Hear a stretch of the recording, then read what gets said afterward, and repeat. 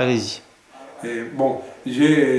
Bonjour, messieurs, dames. Je voudrais bien parler de mon bouquin qui s'appelle Anti-Manuel du bon rebelle. Qu'est-ce que j'ai voulu expliquer dans ce livre-là? Ce livre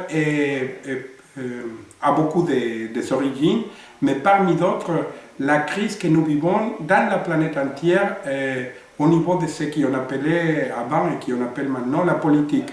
Je pense qu'il y a une grande méfiance vis-à-vis des politiques, pas seulement en France, ce qui est très clair maintenant, la légitimité du gouvernement d'Hollande est descendue dans les derniers mois et dans les dernières années beaucoup, mais ce problème de ne croire la parole des politiques, c'est un problème répandu dans tout le monde. Et la question sera de savoir pourquoi cette crise de la politique.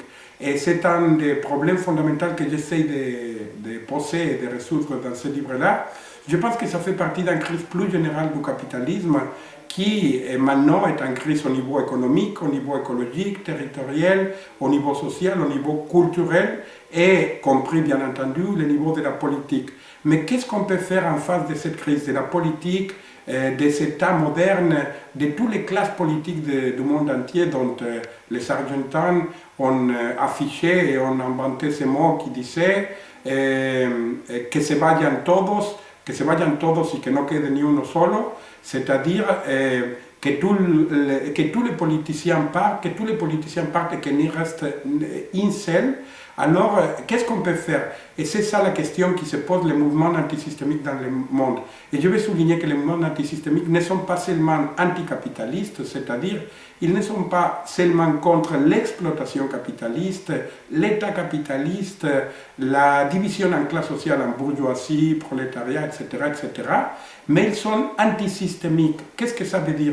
Ça veut dire qu'ils sont aussi contre tous les héritages de la société de classe, y compris le patriarcat, les rapports patriarcaux, y compris par exemple la division entre le travail manuel et intellectuel dont il a parlé Michel Foucault, y compris par exemple la division entre ville, cité et camp, c'est-à-dire toutes ces divisions fondamentales qui ne doit pas se maintenir maintenant, dont l'humanité est déjà mûre pour surmonter ces divisions et qui provoquent beaucoup de problèmes dans les sociétés modernes. Et alors ces mouvements antisystémiques et anticapitalistes qui sont avant-garde dans les espaces de l'Amérique latine, il faut dire que dans l'Amérique latine, les mouvements antisystémiques sont les plus avancés dans le monde entier. Par exemple, le néo-zapatisme mexicain, par exemple, les piqueteros argentiniens, par exemple, les santeros au Brésil. Ces mouvements ont commencé déjà à construire de nouveaux mondes à petite échelle, dont il n'y a plus d'exploitation capitaliste, dont ils surmontent les rapports de genre inégal, dont il essaie justement de surmonter la division entre le travail manuel et le travail intellectuel, dont il n'y a plus d'État et le gouvernement obéit à les mots néo-zapatistes de dire il faut commander en obéissant.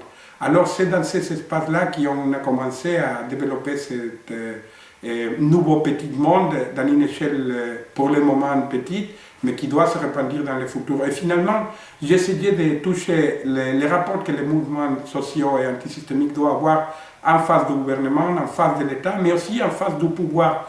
Cette problématique fondamentale qui a été théorisée par Michel Foucault et par Marx, bien entendu, avant, et donc, justement, il ne faut pas croire au gouvernement soi-disant progressiste comme celui d'Evo Morales, celui de Chavez avant et Maduro maintenant, celui de Kirchner et celui d'Evo Correa, qui ne fait pas que de la politique capitaliste améliorée ou adoucie seulement avec un peu de plus de pan social, un peu plus d'état social, un peu plus d'état de bien-être, mais qui n'est sûrement pas l'exploitation capitaliste, qui n'est sûrement pas, disons, et pour bien comprendre ça, il faut distinguer ce qui est le gouvernement, ce qui est l'État, et après ce qui est le pouvoir. Parce que ces mouvements antisystémiques sont contre tout rapport de pouvoir, y compris la hiérarchie, par exemple, maître-élève à l'école, ou par exemple la hiérarchie militaire, ou par exemple le pouvoir dans les rapports de famille, ou